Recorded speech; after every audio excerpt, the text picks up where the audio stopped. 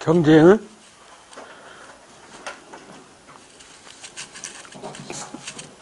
그 179쪽 고려라는 나라에 비해서 조선이라는 나라는 대체적으로 남쪽에 있는 왕조라 아무래도 밭농사보다는 이 논농사가 좀 더 발달을 했어.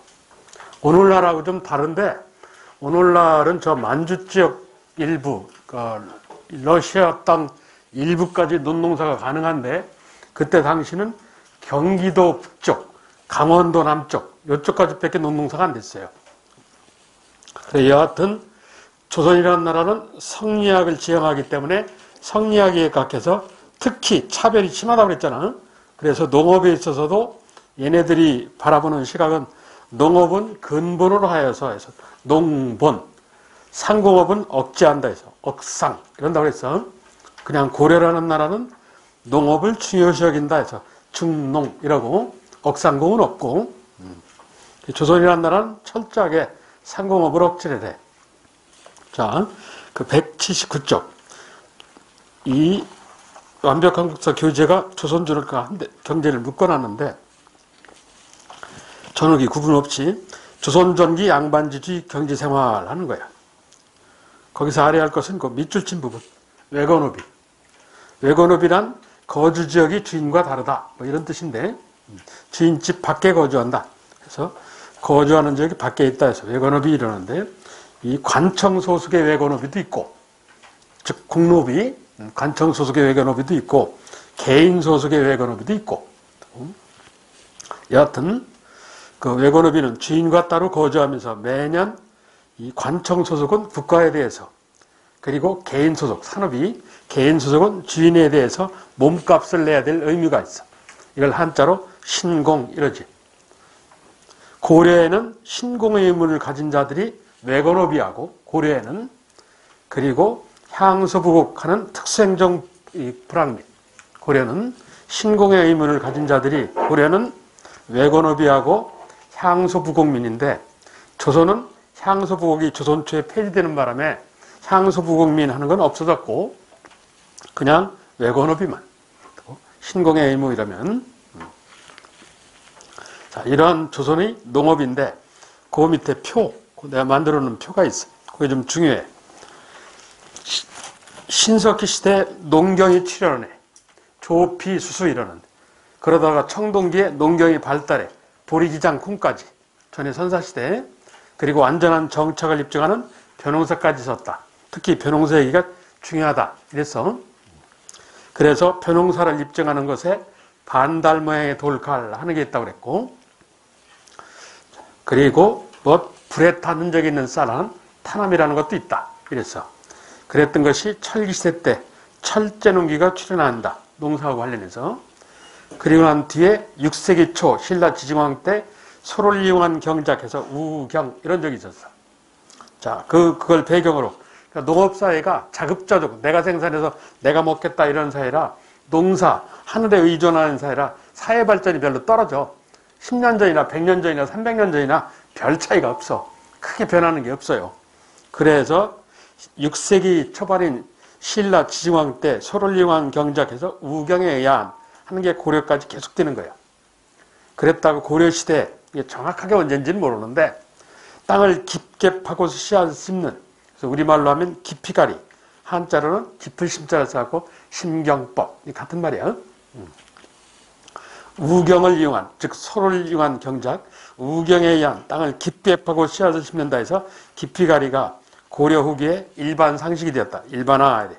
첫째 알아야 할 것이 고려의 농업기술형 우경에 의한 깊이가리 일반화.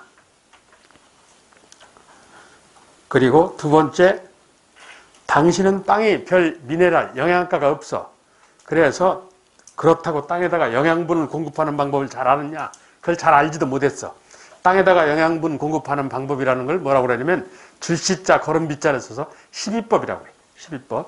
12법이 미성숙, 덜 발달했어. 자, 두 번째 2년 3작의 윤작법 보급을 밖으로 빼서 배경 이래놓고 12법의 미성숙. 걸음 주는 방법을 잘 몰랐다 이 소리야.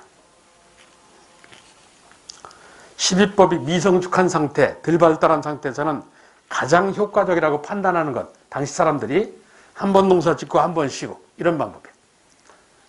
그래서 2년 사이에 3개 작물을 돌려가면서 농사를 짓는다. 이걸 돌려짓기라고 그러는데 한자로 하면 윤작법 이렇게 불러. 2년 사이에 3개 작물을 번갈아 가면서 농사를 짓는다 해서 2년 사이에 윤작법이 보급되었다. 그래. 오늘날 시각으로 얘기하면 충청도를 기준으로 지역마다 약간 차이가 있는데 이 4월달경에 파종을 한다고 논농사를 중심으로 얘기하면 파종을 해. 그래놓고 음력으로 8월 말 9월경에 수확을 해. 그럼 9월이면 아직 추위가 안 왔잖아. 그 땅에 곧바로 가을에다가 그 땅에다 보리를 심어. 논에다가 보리를 심어. 이걸 가을뿌리라고 그래. 논에다가 심는 건, 밭에다가 심는 건 봄에 심는다고 해서 봄뿌리라고 그러고 가을뿌리가 좀 더 비싸. 좀 영양가가 높거든. 그러니까 1년 사이에 벼하고 보리하고 2번 농사를 져. 그게 2년이면 4번 짓는 거잖아. 이게 2년 4작이라고 그래. 1년 2작이라고 그러고 일명 이걸 이모작이라고 부르는데 그런 데에는 2년 사이에 3모작을 한다는 얘기야.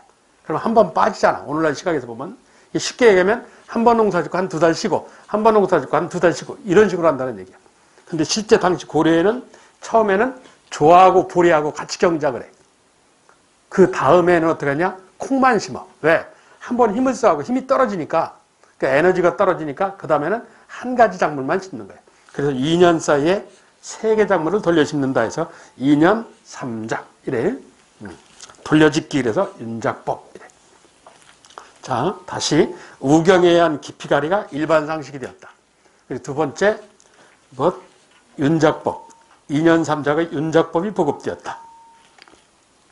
그리고 세 번째 이게 고려왕조 500년을 모아는 거라 시기가 이렇게 순서대로 가는 건 아니야.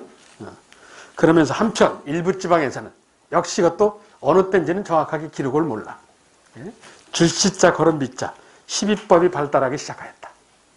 땅에 영양분을 공급하는 방법을 알았다 이거지. 그래서 그 대표적으로 녹비, 태비 이러는데 녹비란 가축 배설물을 이용하는 거예요. 가축 배설물을. 가축 배설물에 있는 영양분을 다시 받아먹는 거예요. 그러면서 퇴비. 이 퇴비는 가축 배설물하고 배즙단 같은 걸 이렇게 섞어. 그래서 좀 더 빨리 섞게를 해요.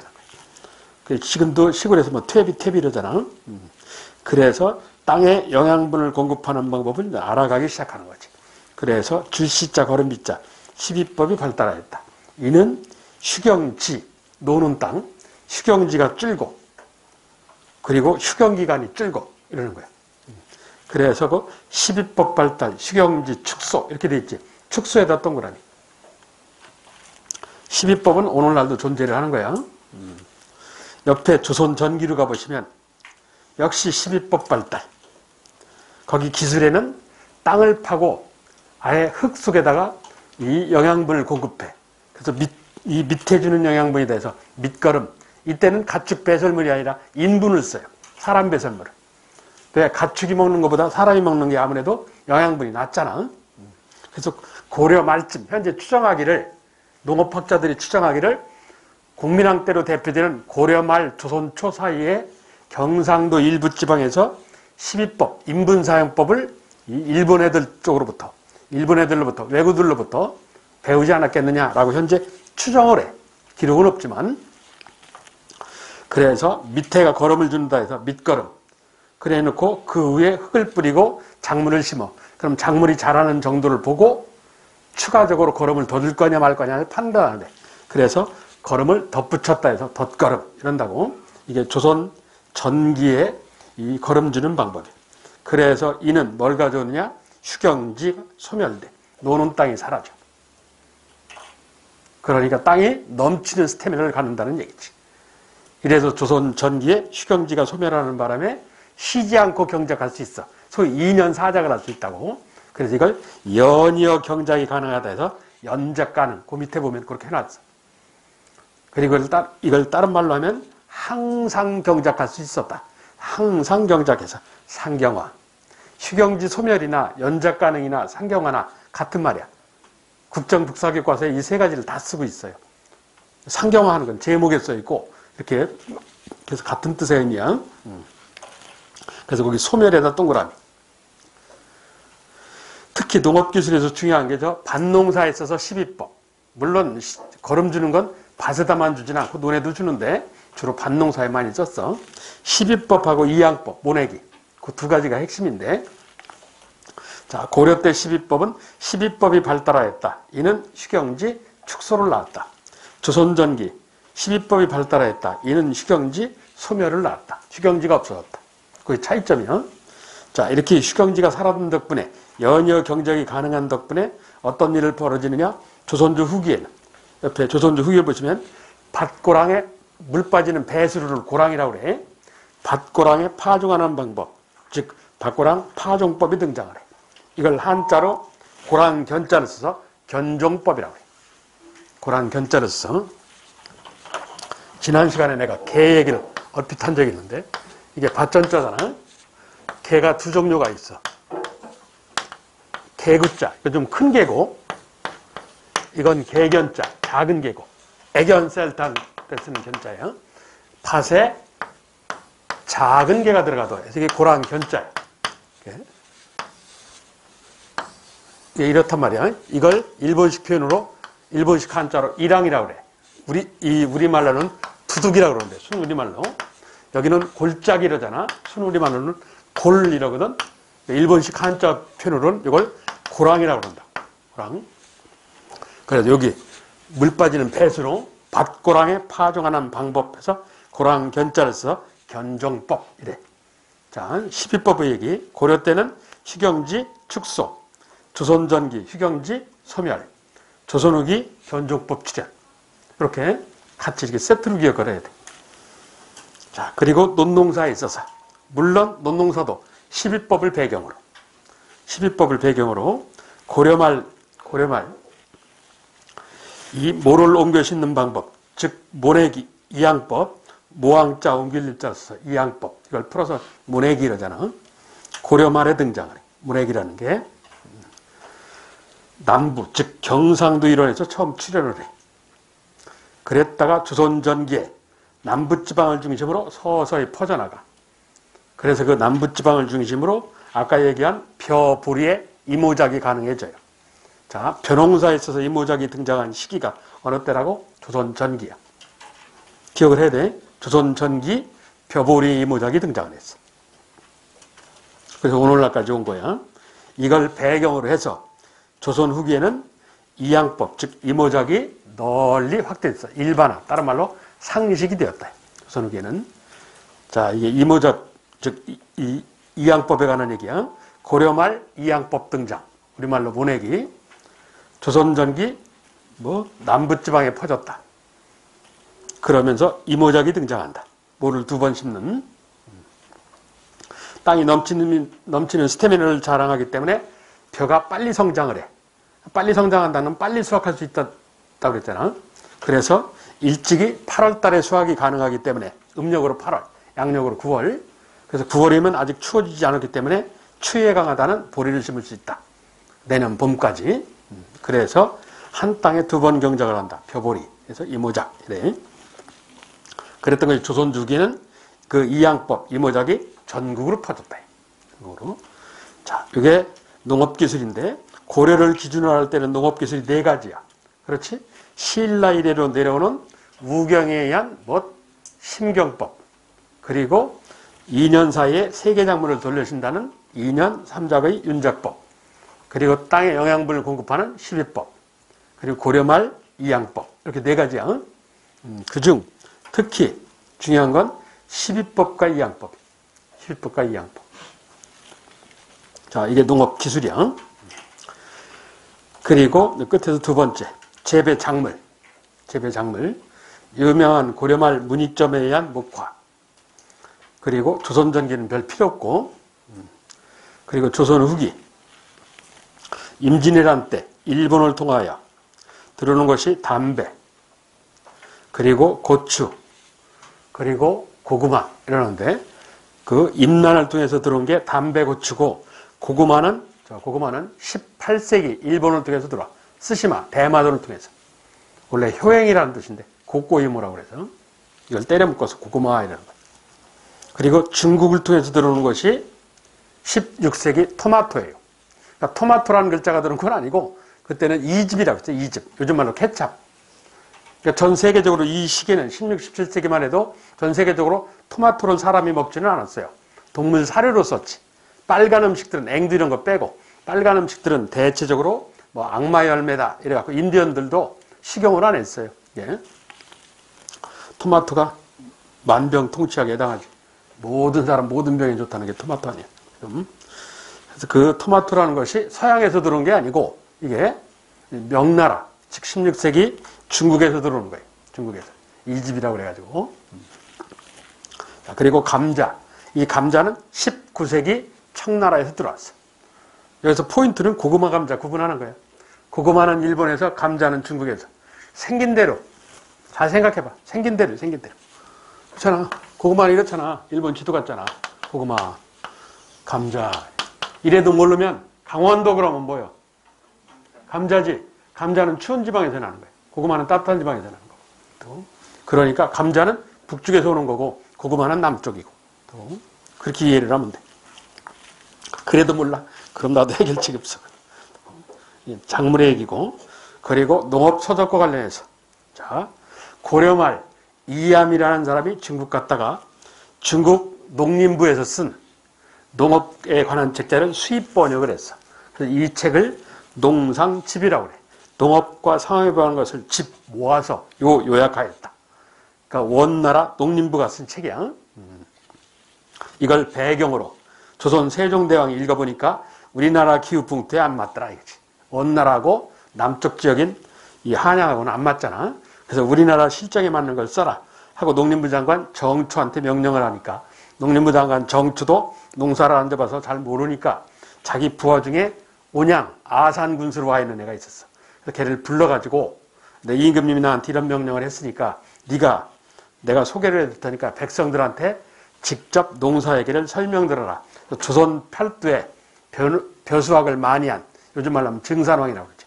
증산왕 이 늙은 농부들한테 이 얘기를 들어요. 그래서 한 권의 책으로 묶었어. 이걸 일컬어 농사에 관한 얘기를 농부들한테 직접 설명들었다 해서 농사직설이라고 그래. 그러니까 우리 실정에 맞는 우리의 농업소지. 우리 농민한테 들은 얘기니까. 그래서 이건 자주적 농서다. 우리 실정에 맞는 농서다 하는 의의가 있어. 우리나라 농업소는 제일 중요해. 가장 시험을 잘 내는 책이야 이게. 조선조 세종임금 때 농사직설. 글자 그대로 농사에 관한 얘기를 농부들한테 직접 설명들었다. 이 책의 영향을 받아서 많은 우리 실정에 맞는 농업소가 나와요. 이걸 모방한. 그래서 조선조 후기 17세기 효종임금이 농림부 장관 신속이라는 애를 불러서 우리 실정에 맞는 농업소를 한 권으로 취합해라. 모아라. 이런 거야. 그래서 농가에 있는 책을 모을 집자 전부 모았다. 농가 집성. 이래. 자, 이게 농업소적 변천사양, 고려말 농상집요, 조선전기 농사직설, 조선후기 농가 모을 집자 집성. 이런 거야. 있어야 모으니까 집성이 끝에야. 그 밑에를 참고로 해서 중요해. 이 단원 자체가 중요해. 이 경제단원 자체가. 한반도가 2000년을 버티고 있던 자급자족의 농업사회가 상공업사회로 건너가는 길목이기 때문에 여기가 오늘날로 오는 뿌리야. 그래서 이 단원 자체가 중요해요. 이 조선조 농업이라는 이 경제라는 단원 자체가. 이러한 시기에 한 장을 넘기면 농민의 유망방지. 유망은 망하여 떠돌아야 된다. 그러니까 삶의 터전을 떠난다 이거야. 먹고 살기 힘들어서. 군대 끌려가도 안 되고 그리고 세금 내기도 힘들고 그러니까 농촌을 떠나는 거야. 이게 주로 어디 얘기냐? 16세기 얘기야. 조선 중기. 주로. 그러니까 조선왕조 500년 중에서 백성들이 먹고 살기 가장 힘든 때가 16세기예요. 전란이 별로 없어서 그렇지 가장 살기 힘들어. 대장금 살던 시절이 가장 살기 힘든다고. 이왕 이 살던 시절이. 그래 조선 정부가 백성들이 하도 농촌을 떠나니까 농촌을 떠나는 걸 막자 하는 정책을 내놨어. 자, 일단 16세기 정부가 내놓은 정책이야. 구황, 황폐함을 구한다. 황폐함이란 기근 드는 거, 배고픈 거. 배고픈 걸 구하겠다 해서 구황 방법을 제시하였다. 어떻게 했느냐? 적극적이지가 못하고 좀 소극적인데 구황에 관한 비상식량에 관한 책을 써서 보급을 했어. 이 책을 구황철이라고 그래. 구황, 황폐함을 구하는 것에 관하여 찰, 전부 이 뜻이야. 찰은 요약하였다. 그래서 구황철이란 요즘 말로 하면 이 비상식량에 관한 농업사야. 비상식량에 관한 사작. 왜? 백성들이 초근 먹피, 나뭇잎을 뿌리 먹고, 그런데 버섯도 먹어야 되는 버섯도 있지만 독버섯도 있잖아. 독버섯 먹고 죽는 사례가 있더라는 얘기야. 그래서 이런 책자를 써서 각 관청에 보급을 했어. 이런 회유책이 있었고, 그리고 백성이 농촌을 떠난 걸 막기 위한 강경책이 있어. 주민등록지 검사라는 호패법. 그래서 5집을 하나로 묶어서 서로 감시 감독해 하는 오가작통법. 이건 백성에 대한 강경책, 통제책이야. 구황철에는 회유책. 그러니까 회유강경의 양면적인 정책을 썼죠. 한편 16세기 양반 지주님들도 땅주인 회유책을 썼어. 양반 몇 명이 모여서 창고를 여놓고 가난한 백성한테 빌려주고 약간의 이자와 함께 돌려받고, 그래서 그걸 사창이래. 국가가 실시하면 뭐 법이나 제자가 붙는데 사창제, 흥선내원군에 사창제라는 게 있다고 그랬잖아, 지난 시간에. 그건 국가가 실시하는 거니까 제도에서 제자가 붙는 거야. 법으로 정했으면 법 이러고, 이건 그냥 양반인네들이 한 거기 때문에 제자나 법자가 붙는 건 아니야. 그냥 사창을 운영하였다 이런다고. 그리고 양반이 운영하는 어려울 때 서로 돕자는 향약 중 특히 율곡이가 강조한 어려울 때 서로 돕자는 환난상이라는 게 있다고 그랬지. 환난상이란 요즘 말로 하면 상부상조, 어려울 때 서로 도와라 얘기야. 이 양반 지주 역시 농민에 대한 좀 소극적이야. 사창을 운영하였고 환난상유를 강조하였고, 그랬는데도 먹고 살기 힘들어서 농촌을 떠나 야밤에. 그때는 향약을 통해서 강하게 두드려 패는 거지, 잡아서. 그래서 양반 지도 회유책과 강경책의 양면적인 정책을 써요. 자, 이게 주로 16세기 얘기야. 이러면서 조선주 후기, 그 밑에 조선 후기 양반지주의 경영변화. 자, 거기 밑줄 쳐놓은 양난 이후에 첫 번째, 양난이란 외란호란, 양난 이후에 토지기간, 토지 매입을 통해서 양반이 대토지 소유를 하게 된다.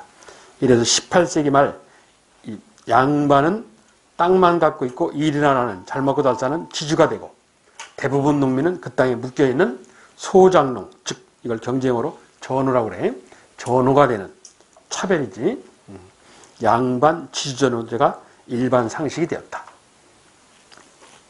이 조선왕조 500년간 지켜지는 논리야, 저게. 그러니까 지주전우제 일반화, 이걸 다른 말로 하면 양반지주의 대토지 소유 얘기야. 지난 시간에도 얘기한 양반지주의 대토지 소유. 농민은 소장농 이거야. 이랬던 이 지주전우제가 일부 서서히 변해가기 시작해. 외란호란 양난을 거치면서 국가가 백성을 위해서 해준 일이 없으니까 백성이 참다 열받아. 이래서 백성이 스스로 살기 위해서 노력을 해.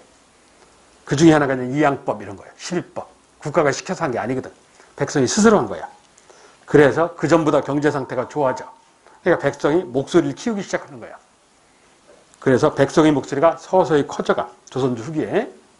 이러면서 양반 지주와 농민 소장농과의 관계가 변해가기 시작해요. 농업에 영향을 줘서. 어떻게 변해가느냐? 어제까지, 조선 전기까지는 양반은 땅 가진 자, 농민은 그 땅에 묶여있는 자. 양반이 시키면 시키는 대로 일을 했어. 소위 상하관계가 형성됐어. 이걸 신분적 예속관계라고, 노예처럼 소속이라고 해서 예속. 그러니까 상하관계라는 얘기야. 수직적인 관계. 이랬다가 조선주 후기에는 상호, 경제적 계약관계로, 수평관계로, 수직관계에서 수평관계로 얘기해. 수직관계에서 수평관계로 갔다는 것은 다른 말로 하면 뭐야? 서민의식 성장, 백성이 똑똑해졌다는 얘기야. 서민의식 성장, 즉 서민의 지위 양상, 이런 뜻이야. 백성이 똑똑해졌다 이 소리야. 이 얘기는 나중에 뒤에 다시 나올 거야 아마. 이 이외에 양반 지주의 생활 읽어보면 되고, 그리고 그 밑에 칸박스로 내가 정리해 놓은 게 있어. 조선 후기 산업의 주요 현사. 자, 이 8개는 외워야 돼. 중요해. 이걸 내가 길게 설명 안 하려고 원래는 그렇게 정리를 해 놓은 건데, 자, 조선 주기 250년간 산업, 경제 부분에 있어서 가장 일반적이고 중요한 현상들이에요. 일반적이고 중요한 현상들이에요. 먼저 토지에 있어서 조선 후기에 16세기 이래로 소작농이 죽으라고 농사를 져서 그 수확물이 50%를 지주한테 받기는 병작반수에 의한, 다른 말로 반타작, 병작반수에 의한 양반 지주만 잘 먹고 잘 살고 소작농은 못 먹고 못 산다. 지주전호제의 강화. 이건 지난 시간에 얘기를 했어. 토지제도 얘기하면서. 자, 그리고 조세, 세금 걷는 문제에 있어서 조세의 토지를 대상으로 하는 전세와 화폐를 받는 금납화 현상. 18세기 중반에 가면 대부분 세금이 거의 화폐로 받기 시작해요. 상평통부로. 그래서 세금은 전세와 금납화 현상. 이게 일반적이요. 자, 그러면서 농업에 있어서는 농업기술이 발달해서 한 사람이 경작하는 땅의 범위가 전에는 죽으라고 농을 지으면 100평밖에 못 졌는데 지금은 400평 내지 700평을 질 수 있어. 4배에서 7배로. 그래서 한 사람이 경작하는 땅의 범위가 그전부터 넓어졌다 해서 넓을 광자를 써서 광작의 유행. 네. 이따 다시 설명을 하겠지만, 자, 이 광작의 유행을 묘사하는 이 시대에 가장 대표적인 이 문학작품이 있어. 그게 뭐냐? 여러분 다 아는 놀부전이야. 흥부놀부 얘기. 형제간의 우애, 그거하고는 전혀 관계없어. 그건 얼라들용이고 성인용은 이 광작 설명하는 거야. 그러니까 넓게 경작해서 머리를 잘 써갖고 양반 지주한테, 나라는 양반 지주님 밑에 소작농이 예를 들어서 100명 있다 치자고. 그 100명 있어. 소작농이 반반 나눠 가진 사람이. 그런데 농업기술이 발달했어. 그러니까 100명이 필요 없는 거야. 20명만 있으면 돼. 그럼 80명은 자를 거 아니야. 그러면 선택된 20명이 있고 잘리는 80명이 있을 거 아니야. 놀부는 선택받아서 20명 안에 들어간 거고 흥부는 잘린 80명 안에 들어간 거예요. 왜? 흥부는 게을렀거든. 놀부는 머리를 잘 썼고. 그럼 그 놀부는 선택받아서 어제까지는 100평을 농사졌는데 소작을 했지만 오늘은 400평 내지 700평을 농사진다고 4배에서 7배로 일어나 수익이 생기는 거예요. 어차피 반반 아니야. 어제는 100평의 반인 예를 들어서 50가마였는데 지금은 400평의 반인 200가마란 말이야. 50가마 수입에서 200가마 수입이 생기는 거지. 그럼 전부 다 상태가 좋아지잖아. 예. 그러면서 거기다 놀부는 머리를 잘 써가지고 신분 상승을 해요. 돈 주고 양반 사고 이러는 거야. 예. 조선조 후기 사회가 변해가기 시작하는 거예요. 이게. 그래서 이게 농업사회가 변해감에 따라서 신분제의 변화 현상으로 이어져요. 그래서 그런 사회 현상을 묘사하는 문학작품이 놀부전이라는 거예요. 그게 형제간의 우애하고는 전혀 관계없어. 한편 수공업에 있어서 돈 많은 상인이 책상, 의자라는 물건의 주인이 된다는 전제조건하에서 물주, 물건의 주인, 수공업자를 직원처럼 지배하는 현상이 벌어진다. 이걸 상인물주의 수공업지배라고 그래. 방법이 뭐냐? 미리감치 돈 주는 방법. 미리감치 대금을 지급하는 방법. 그래서 선대제 수공업. 이래. 상인물주의 수공업지배. 방법 선대제. 이러는 거야. 그리고 상업에 있어서는 몰도 팔고 모아서 파는 자. 이걸 요즘 말로 풀으면 독점도매상. 독점도매상이 급성장을 해. 그러니까 한국 사회가 도매상이 나왔어. 그만큼 상업이 발달했다는 얘기야. 이건 자본주의 사회로 들어간다는 얘기야. 한국 사회가. 역시 이 도구의 성장을 묘사하는 아주 유명한 문학작품이 있어. 그게 뭐냐? 박지원의 허생전이에요. 그 옆에다가 허생전 그러면 돼. 이게 실제 18세기 초반에 경기도 양평에서 허호라는 사람이 했던 일이야. 했던 일을 얘기를 듣고 누가? 박지원이가 그걸 작품으로 만든 거야. 그래서 허생원, 허씨가 그래서 나오는 거야. 허씨가. 밑도 끝도 없이 허씨를 쓰는 게 아니야. 허우라는 사람이 했다는 얘기를 듣고 작품화를 한 거야. 자기가. 그게 유명한 허생전의 등장이야. 대자본가의 등장. 그만큼 조선후기 상업이 발달했다는 얘기야. 그리고 상업이 대외로 확장되는 무역업이야. 뒤에서 은밀하게 시장이 열렸다 해서 뒤 후자를 써갖고 후시 이런 거야. 이걸 다른 말로 하면 밀수야, 밀수. 국사교과서에 밀수 이럴 수는 없잖아. 그래서 한자로 후시 이러는 거야. 다른 말로 하면 밀무역. 그런다고. 밀수. 조선후기 밀수가 성행을 해. 왜? 후기니까. 후기란 정부의 통제력이 떨어지는 기간 아니야. 정부의 통제력이 떨어지니까 밀수가 성행하는 거예요. 자, 그러면서 화폐 경제에서는 돈 놓고 돈 먹기 위해서 돈전자, 황폐랑자를 쓰는 전황이라는 현상이 발생한다. 이건 나중에 설명하고, 광업에 있어서는 몰래 숨어서 광산 채굴하는 잠체가 성행한다. 6, 7, 8을 묶고 앞으로 6번, 7번, 8번을 묶어서 이 세 가지는 조선 정부가 인정하는 합법적인 방법이 아니라 몽땅 불법적인 방법이야. 그러니까 불법이 만연했다는 얘기지. 불법이 만연했다는 건 다른 말로 하면 정부의 통제력이 떨어진다는 얘기야. 6, 7, 8을 묶어서 정부 통제력 약화. 그래. 정부 통제력 약화. 그러니까 후기지. 후기 특징은 정부 통제력 약화야. 자, 이 8가지, 이 얘기를 시작하자, 얘기야. 얘기를. 중요하게 1번과 2번은 이미 했고, 자, 그 8가지 중에 특히 중요한 게 농업, 상업, 화폐야. 8가지가 다 중요하지만, 그 중에서도 특히 중요한 게 농업, 상업, 화폐야. 왜? 자급자족의 농업사회가 변화를 겪고, 그래서 한국 사회가 뭐로 가느냐? 상업사회로 가. 상업이 발달하면 이어지는 게 뭐라고 했어? 화폐유통이라고 했잖아. 화폐. 그래서 농업, 상업, 화폐. 이 세 가지가 특히 중요해. 특히. 자, 옆에 182쪽. 먼저 농업.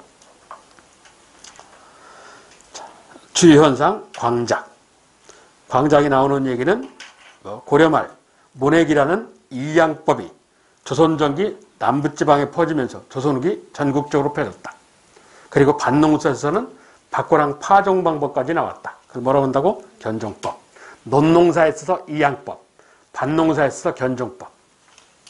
자, 이게 조선사회를 농업사에서 상공업사회로 옮기게 만드는 농업기술이죠.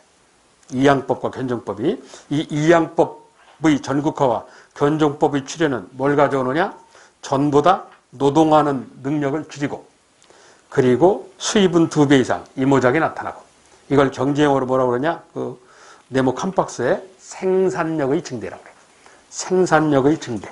다른 말로 수확 증가. 쉬운 말로 하면 수확 증가. 경제용어로 생산력 증대라고 그래. 수확 증가를. 생산하는 능력이 늘었다 이거지. 논농사로 예를 들면 이래. 그전에는 땅에다가 봄에 직접 벽실을 뿌렸어요. 봄에 벽실을 뿌렸어. 그걸 뭐라고 그러냐? 밭에다가 직접 파종을 했다. 직파라고 그래. 직접 파종이래. 그럼 밭에다가 벽실을 뿌려요. 이렇게. 뿌리면 벽지가 자랄 거 아니야. 근데 벽지만 자라는 게 아니야. 바람결, 참새, 배설물을 이용해서 잡초가 날라와. 근데 어떻게 듣는 잡초가 더 잘 자라. 왜? 잡초는 자생력이 강하거든. 일본 말로 그걸 약부자라고 그래. 왜 깡패를 약부자 그러잖아. 그 약부자라는 게 잡초라는 말이에요. 부평초라고 그래서. 잡초라는 뜻의 단어인데, 그거 어떻게, 그놈들이 잘 자라. 그러니까 땅에 있는 영양분을 주로 잡초가 먼저 빼먹어. 이게. 그러니까 벽시가 먹을 게 없는 거야. 이게. 그러니까 쭈그리 가면 잡초 제거 작업을 해야 돼요. 이 농사라는 게 가장 힘든 게 뭐냐면 잡초 제거 작업이야. 그걸 우리말로 뭐라 그러냐? 김맥이라고 그래. 완전히 김새는 짓을 하는 거지. 평균 1년에 7, 80번을 잡초 제거. 그러니까 시골에 있는 노인네들이 허리가 휜 이유가 그거야. 평생 풀 뽑고 앉았으니까. 그게 할 짓이 못 된다고. 내가 군대 가서 한 몇 개월 그거 했는데 입에서 욕 나오더라고. 입에 진짜 잡초 제거, 운동장 잡초 제거를 하는데 입에서 욕 나오더라니까. 비만 오면 잡초가 어제 모르게 확 자라요. 그럼 그걸 앉아 뽑고 앉았어요. 며칠 있으면 또 여름은 환장을 해. 여름에는. 날도 뜨거운데 앉아 잡초 제거하려면 그걸 평생을 해봐. 허리가 안 해나. 당연히 휘지, 그렇게 되면. 습관이 들어버리는데. 근데 이걸 7번, 8번 하던 걸 한 번, 2번만 하면 돼요. 뭐가? 이양법을. 옮겨 심으니까. 그리고 어느 정도 키워서 옮겨 심는다고. 옛날에는 한 30cm까지 키운 다음에 옮겨 심고, 오늘날은 이양기라는 기계로 옮겨 심기 때문에 10에서 14cm 기계가 하니까 잡초가 벽실을 요만큼밖에 안 키워요. 옛날에는 손으로 잡아서 옮겨야 되기 때문에 한 이 정도 키우고 그런다고. 그러니까 잡초 제거 작업하면 횟수를 엄청나게 많이 줄여요. 그러니까 불필요한 노동 낭비를 줄이지. 그러니까 100명의 소장농이 필요하다가 20명만 있으면 되는 거야. 이런 일벌이기 때문에. 이걸 노동력 절감이라고 그래. 수입은 늘고 이모작. 그런다고. 이걸 경제용어로 생산력의 증대라고 그래. 그러니까 전에는 100명의 소장농이 필요하다가 지금은 20명만 있으면 된다. 그러니까 그 노동력을 이용해서 농사 짓는 땅은 700평, 800평을 짓더라. 그래서 한 사람이 경작하는 땅의 범위가 4배에서 7배까지 늘었다 해서 광작. 이런 게. 그래서 놀부같이 머리를 잘 써서 전부 다 수입이 좋아지는 농민. 그걸 부유한 농민에서 뭐 부농 이러는 거예요. 한편 그 일터를 떠나게 되는 흥부. 흥부는 일당받고 일을 하는 일용직 노동자로 전락을 해요. 그래서 이걸 임금 노동자. 임금 그러면 임금님만은 임금이 되니까 금자를 빼. 그래서 임노동자 이런다고. 요즘 말로 하면 일용직 근무자 이렇게 되는 거예요. 하루 일당받고 일하는. 자, 빈부차가 심화되는 거지. 농민 중에서도. 그래서 나중에 거기다가 놀부는 머리를 잘 써서 돈 주고 양반신문을 싸요. 농업기술을 발전시켜가지고 뭐 호미를 계량 호미를 만든다든지 막 이랬단 말이야. 머리를 잘 쓴 거지. 그래서 부유한 농민, 가난한 농민이 현격한 차이를 보이기 시작하는 거야. 이걸 농민경제의 변화다 이러는 거야. 그 대표적인 예가 놀부전이다. 그 밑에 얘기가 대부분 그 얘기야. 단 거기 두 번째 밑에 농업기술 발달하는 두째 줄에 보시면 보리는 소작류 수치 대상에서 제외. 거기다 몇 줄째. 벼에 대해서 50대 50으로 나눠갔지 벼를 수확하고 난 뒤에 땅에 놀잖아. 그 땅에다가 주인님 허락하에 보리를 심어. 이걸 제가 뭐라고 그래서 가을보리라고 그랬지. 그 가을보리는 몽땅 수확물을 소작농이 다 갖는 거야. 그런 혜택을 줬어. 이게 그 얘기야. 보리는 소작류 수치에서 빠진다 이거지. 그러니까 지주한테 오는 수입에 대한 어느 정도 혜택을 주는 거지. 저게 보너스 비슷하게. 그 소리야. 자, 그러면서 그 네 번째 상품작물 재배. 이래서 돈벌이의 맛을 들인 농민들이 아예 내다 팔으려고 농사 짓는 작물이 생겨. 이걸 상업작물이라고 그래. 전에는 수확해서 내가 생산해서 내가 먹겠다. 자급자족 이랬단 말이야. 그런데 그게 아니고 작물도 아예 내다 팔으려고 작정하고 농사 짓기 시작해. 그리고 이 벼도 꼭 자급자족이라고 생각하고 벼나 쌀도 내다 팔으려고 작정하고 그런다고. 상품작물이라고 그래. 그러면서 많은 사람들이 밭을 논으로 바꾸기 시작해. 왜? 벼가 아무래도 영양가도 높고 이러니까 더 비쌀 거란 말이야. 그래서 주로 밭을 논으로 바꿔. 이걸 한자로 번답이라고 그러는데 조선 후기에 농업에서 나타나는 현상 중에 하나가 밭을 논으로 바꾸는 현상이야. 밭을 논으로 보다 많은 수익을 갖다 주기 때문에 이런 현상들이 벌어져. 그래서 한반도 사회가 조선조 전기까지는 밭농사 중심이었어요. 그래서 조선조 후기에 논농사로 온 거야. 이 근거가 어디 있느냐? 전답 이러지. 탑전이라고 안 한다고. 이게 밭전자야. 답은 이게 논답자야. 이게 우리나라만 있는 글자인데 이게 밭전자라고. 중국 애들은 논을 뭐라고 그러냐? 밭은 밭인데 물이 필요한 밭이다 해서 수전이래. 중국 사람들. 지금도 수전이래. 논을 수전이라고 그러는데 우리나라는 이걸 어떻게 했냐? 중국 한자를 갖다가 의용어했어. 그러니까 한국 애들이 머리가 좋은 거야. 밭에다가 물을 올렸어 이렇게. 그래서 한국에만 나온 한자야. 중국에는 없는 한자야. 이게 논답자야. 예. 그래서 답전이라고 안 하고 전답이라고 그러잖아. 이건 전자가 왜 앞에 있느냐? 대부분 한반도는 밭농사 중심이었기 때문에. 조선 후기 가서 논농사 중심으로 변해서 오늘날까지 오는 거야. 오늘날은 논농사 중심이잖아. 그 길목이 조선조 후기예요. 그래서 밭을 논으로 바꾼다 하는 현상이 벌어져. 그러면서 지주하고 소작농하고의 관계야. 그 밑에 다섯 번째 지대.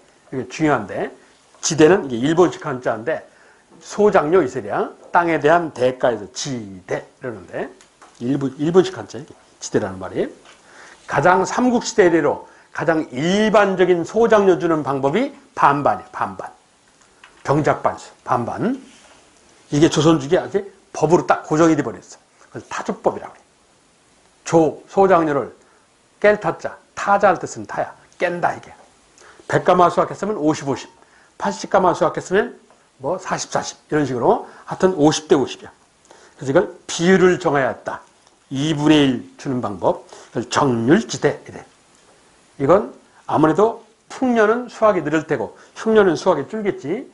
풍흉과 밀접한 관계가 있어요. 풍년, 흉년. 기후하고 밀접한 관계가 있어요. 이게 가장 당시에는 일반적인 방법이다. 근데 이건 누구한테 유리하냐? 양반 지주님한테 유리하다. 왜? 양반 지주는 여기저기 땅이 있으니까. 그래서 당시 타조법화에서는 지주와 소장농과의 관계가 상하관계, 지배 예속관계야. 아까 얘기한 신분적 예속관계. 이 소리야. 그랬던 것이 조선조 후기에 백성이 똑똑해지면서 새로운 소장료제도가 등장을 해. 일부 지방에서. 이게 소장료를 놓고 내기를 건다 해서 내기 도자를 싸고 도조법이라고 해요. 약간 특이성 산업인데, 내가 지주하고 사전 계약을 맺어. 그래서 어떤 땅에 관해서, 어떤 논에 관해서 1년치 사용료를 1월 1일 날 미리 줘. 그러니까 어떻게 정하느냐? 그 땅이 과거에 10년간 평균 얼마 수확했냐? 그럼 예를 들어서 평균 120가마 수확했다. 이렇게 치자고. 그럼 120가마의 3분의 1, 33%, 3분의 1 정도, 3분의 1 정도를 1년치 사용료를 미리 주는 거예요. 120가마의 3분의 1이면 40가마가 되잖아. 그래서 내가 2021년 1월 1일부터 12월 31일치 사용료 40가마를 선납, 미리 주는 방식이야. 이 사전에 주는 방식이야. 자, 그래서 딱 액수를 고정해. 40가마, 45가마 이렇게 고정한 거야. 오늘날 학자가 보니까 그 40가마, 45가마라는 게 평균적인 수확량의 3분의 1 정도를 미리 주는 방법이더라 이거지. 그래서 거기 3분의 1 이러는 거지 꼭 3분의 1은 아니야. 정하기 나름이야. 그래서 액수를 정했다 해서 정액지대 이렇게 부르는 거야. 액수가 정해져 있다 이거지. 이건 1월 1일 날 미리 주는 방법이기 때문에 풍년, 흉년하고는 아무 관계가 없잖아. 이게 중요한 거야. 특히 도조법이 중요해. 자, 도조법. 조선조 후기 처음 등장했다. 조선조 후기 처음 등장했어. 등장 배경이 뭐냐? 그 도조법 옆에다가 서민의 지위 향상. 서민의 지위가 향상되었기 때문에 서민의 지위 향상. 가로 열고 이걸 다른 말로 바꾸면 서민의 의식성장. 서민이 똑똑해진 거예요. 똑똑해졌으니까 자기 목소리를 낸 거예요. 그러니까 지위가 올라간 거지.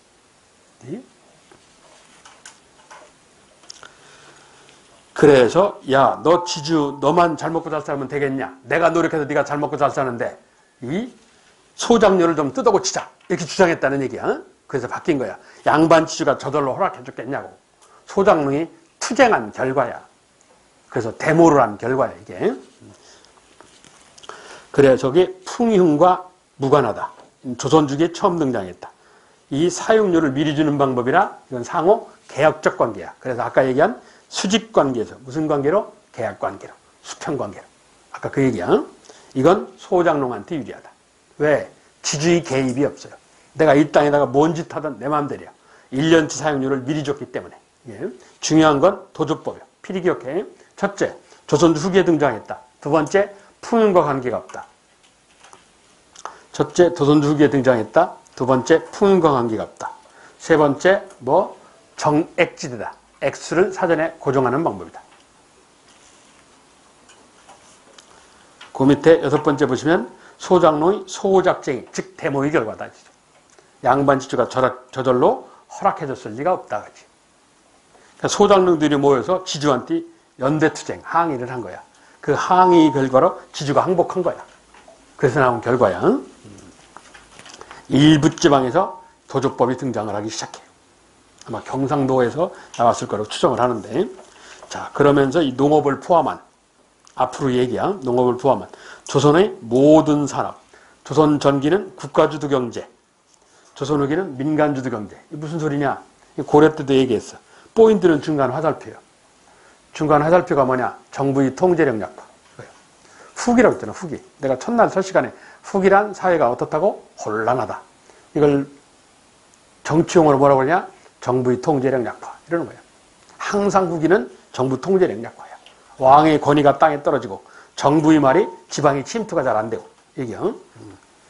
이걸 내가 두 가지만 예를 들어놨는데 수공업에다가 예를 들면 수공업에다가 조선주 전기에는 관청에 가면 누구는 어디에서 뭐 만드는 수공업자입니다 하고 이 문서가 있어. 그걸 공장안이라고 그래.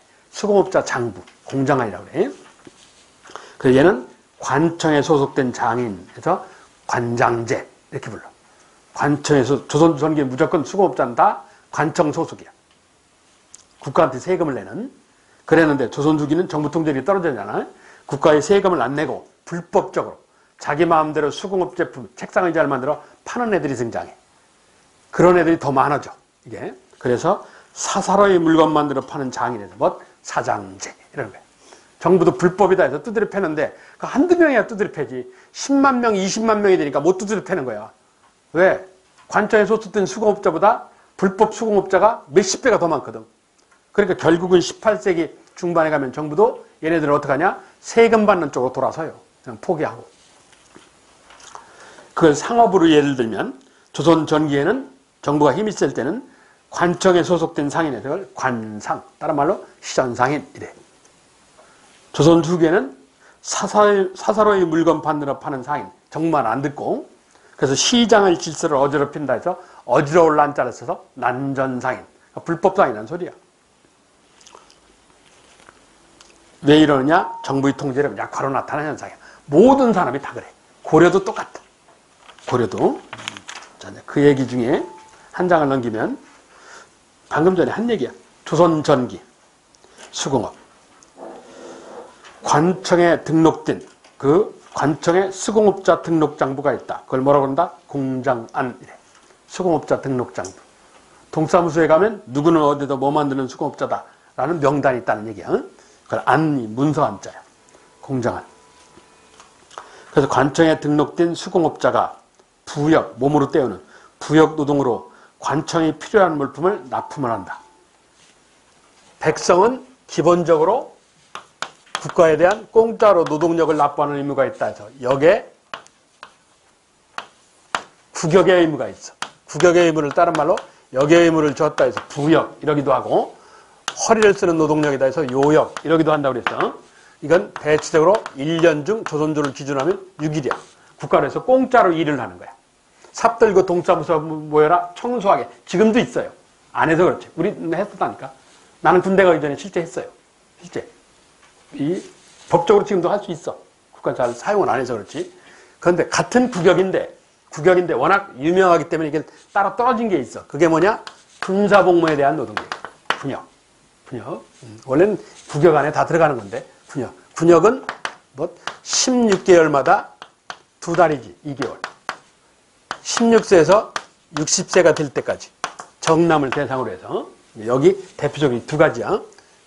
그래서 상인 수공업자는 이거에 관한, 수공업자는 1년 중 6일 소속된 날에 관청에 와요. 그럼 관청이 이 나무를 줘, 못을 주고, 야 책상 일주일 사이에 100개 만들어 바쳐라. 그럼 100개를 만들어 바쳐야 돼. 그럼 국가가 준 나무가 딱 100개 만들 만큼은 줬으면 괜찮은데 실수할 수도 있으니까 한 120개 만들 분량을 줘요. 그럼 열심히 아껴 써갖고 100개를 만들어서 납품을 해. 물론 그건 뭐 납품하는 거 의무니까 납품을 해. 그런데 얘가 열심히 일을 해서 남아있는 나무를 가만히 보니까 한 10몇 개는 만들겠더라고. 그래서 정부하고 타협을 하는 거예요. 그 남은 거 갖고. 그 관청 관리들하고 타협을 해서 야, 요거 내가 만들어서 내다 팔을게. 나눠 갖자. 그래서 나눠 갖는 거야. 나머지는. 이렇게. 의무 중 하나예요. 이게 상인 수공업자입니다. 상인은 국가가 요구하는 물품을 납품하면 돼. 주로 그 사람이 장사하는 물품을 대개 요구를 해. 사과 장수다. 사과 5상자. 5상자 내면 끝이야. 이걸 관청이 필요로 하는 물품에서 뭐라고 그래? 관수품. 이러는 거야. 관수품 조달 의무라고 그래. 당연히 이건 의무니까 급료를 안 줘. 그랬던 것이 16세기 부역하는 제도가 부역제의 회의. 부역제의 회의란 이건 경제용어인데 이걸 정치용어로 바꾸면 정부 통제력 약화야. 똑같은 말이야. 부역제 회의나 정부 통제력 약화나 똑같은 말이야. 15세기에서 16세기 건너가면서 연산군이 매일 놀아. 훈구파가 살인파가 집관 탭상을 해. 정부의 통제력이 떨어지는 거지. 정부의 통제력 약화로 정부의 권위가 안 서니까, 즉 부역제가 해이되면서 상공업이 발달해. 조선이라는 나라는 뭐라고 그랬어? 농업을 근본으로 상공업을 억제한다고 그랬잖아. 근데 그 억제가 무너진 거지. 권위가 안 서니까. 놀고 있네 하고 백성이 정부 말을 안 들어먹는 거야. 그래서 16세기부터 서서히 상공업이 발달하기 시작해. 그러다가 외란, 노란, 양난을 계기로 급격하게 발달하는 거지. 정부의 통제력이 완전히 무너지니까. 그 얘기야. 그래서 조선주기 민영수공, 민간이 운영하는 수공업이 발달하더라. 그 왜 저런 현상이 벌어졌냐? 16세기로 상품업체가 즉 제품을 만들어서 내다 파는. 상품 경제가 발달한 덕분에 했다고. 그래서 각자 수공업자들은 각자 작업장, 가게를 운영하고 있더라. 가게 점자를 써서 점 옆에. 그래서 경상북도에 가면 경상북도 도시 이름 중에 이런 도시가 있어.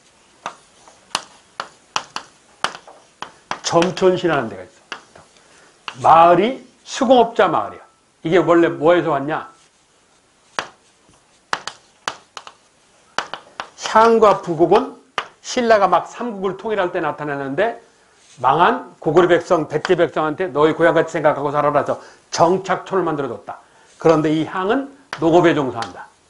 부곡도 농업에 종사한다. 이래 얘는 좀 좋은 땅이고 얘는 산을 개간시키는 거. 같은 농업에 종사하는 거야.